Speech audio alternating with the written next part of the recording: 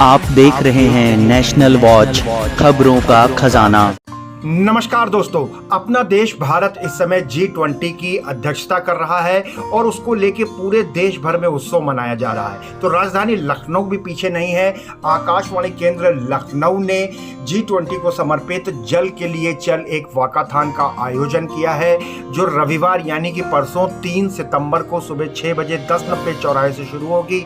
समतामूलक ताज चौराहा और गांधी सेतु होते हुए वापस 1090 पे खत्म होगी। इसमें बहुत सारे अंतर्राष्ट्रीय ख्याति प्राप्त खिलाड़ी, राजधानी की लखनऊ की जानी मानी हस्तियां, उसके साथ कुलदीप सिंह चौहान और साथियों की बैंड प्रस्तुतियां, अपराजिता ग्रुप द्वारा जुम्बा एरोबिक की प्रस्तुतियां दी जाएंगी। जानी मानी हस्तियों के साथ आप भी निःशुल्क प्रतिभाग कर सकते हैं। समय से पहुंचकर सुबह 6 बजे अपना रजिस्ट्रेशन वहां करा लें।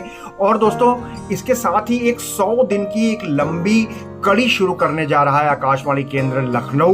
वो क्या है? बूंदों की न टूटे लड़ी। आइए इस कार्यक्रम की भी पूरी जानकारी लेते हैं लखनऊ की कार्यक्रम प्रमुख मीनू खरे जी से। G20 में भारत की अध्यक्षता का उत्सव आकाशवाणी लखनऊ भी मना रहा है पूरे देश के साथ। और आकाशवाणी लखनऊ की एक श्रृंखला हम लोगों ने पूरी कार्यक्रमों की बनाई और उसमें हमारी जो अंतिम प्रस्तुति है वो है 1090 चौराहे पर आयोजित हमारी G20 वॉक फॉर वाटर, और जिसका शीर्षक है जल के लिए चल, जिसमें लखनऊ शहर से मुझे लगता है कि कम से कम 500-600 लोगों के आने की उम्मीद है।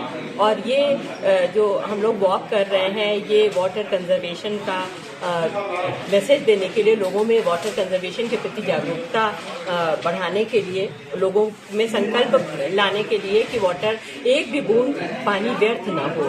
तमाम पद्मश्री उमा शंकर पांडे जी को हम लोगों ने किया है इंटरव्यू आकाशवाणी के लिए, और आबिद सुरती साहब को भी अभी उनको भी इंटरव्यू किया। और उनका ये संदेश है कि वो इतनी कोशिश कर रहे हैं, अगर करीब 85 ईयर्स के वो हैं, वो इतनी कोशिश कर सकते हैं तो युवा भी कोशिश कर सकते हैं। और बूंद बूंद बचाने का जो संकल्प है वो हम सब लोग सामूहिक रूप से 1090 चौराहे से लेंगे। 3 तारीख को सुबह 6 बजे से ये कार्यक्रम हमारा आयोजित है।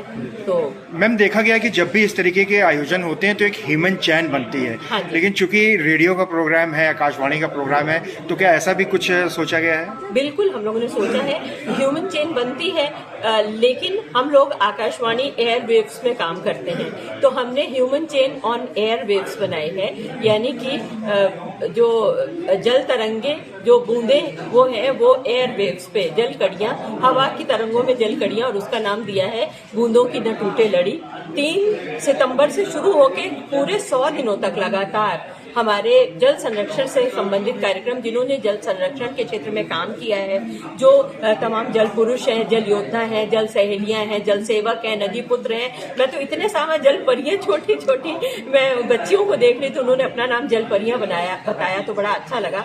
इन तमाम लोगों को, इनके काम को आगे लाने की हमारी कोशिश कि वो लोग कैसे काम कर रहे हैं, अगर वो काम कर सकते हैं तो हम क्यों नहीं काम कर सकते हैं। तो एक आकाशवाणी की जो हवा की तरंगे हैं वो बहुत दूर तक जाती है, लाखों लोगों को जोड़ती हैं। तो हमारी ये कोशिश है कि हवा की तरंगों के माध्यम से एक ह्यूमन चेन बनाए।